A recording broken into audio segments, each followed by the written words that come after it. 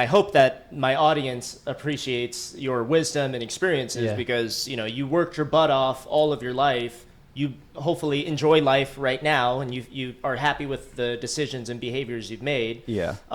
What would you say if you were to talk to Joe Schmo teenager right now?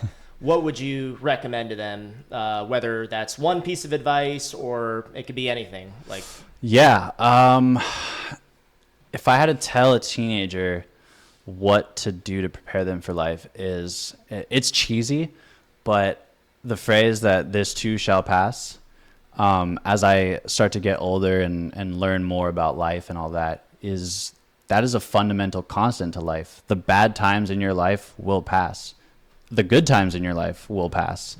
Whatever you're going through is temporary, whether it's good or bad. And it kind of adopting that into my lifestyle makes sure that in the low points, I don't get too low. And in the high points, I don't get too high. And so living in that middle ground is I always feel prepared and ready for whatever life has to throw at me, because I don't feel emotionally drained that I'm in a depressive hole or whatever, as I know that it will pass and that I just have to weather this storm. And I don't get too celebratory when things are going great, because I know that eventually there's going to be a comeback to earth moment. And if I idolize and value this special moment too much, everything else is going to taste sour. And it's really going to it's going to make what are good moments in my life feel worse. And so really just whatever you're going through, whatever you need to go through, it will pass, and you're going to come out a better person for it, ideally. Yeah. Another thing that I would say is be courageous and fearless.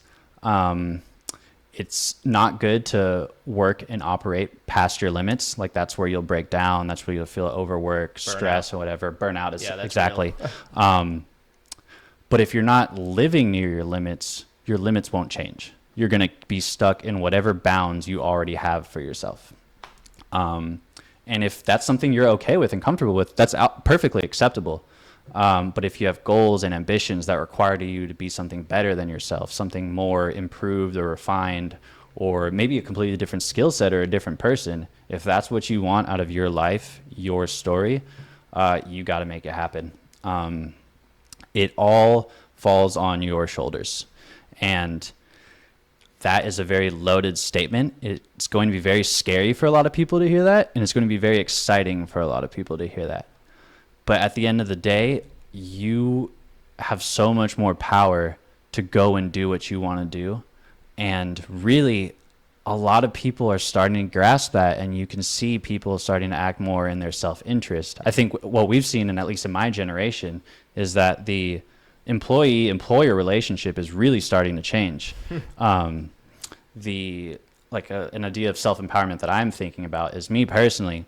I adopted this mindset for a company that I would work no matter whatever they needed. I worked a 27-hour shift one time. Wow. Where I didn't sleep at all. I went to the grocery store immediately after because I needed groceries, and I would walk into the aisle, forget why I went into the aisle, walk out, remember, and I did this 3 times, and I was just so sleep deprived. I was like, I'm going to do whatever it takes for this company, whatever they need. I'm not at that company anymore. And I would work through holidays. I wouldn't go back home for the holidays. I would stay, and I would miss time with my family and everything. And it was valuable. I learned a lot from it, but the company gained something from my labor. And I lost time with my family that I won't get back because I made that decision. Now, if I'm in the same situation, I'm choosing my family every day of the week. I am a valuable asset to the company, and the company will use me, any company that I'm at, as a labor resource to further their goals, as they should. But I now adopt it as I'm at this company because they're providing something for me that's going to allow me to pursue my goals.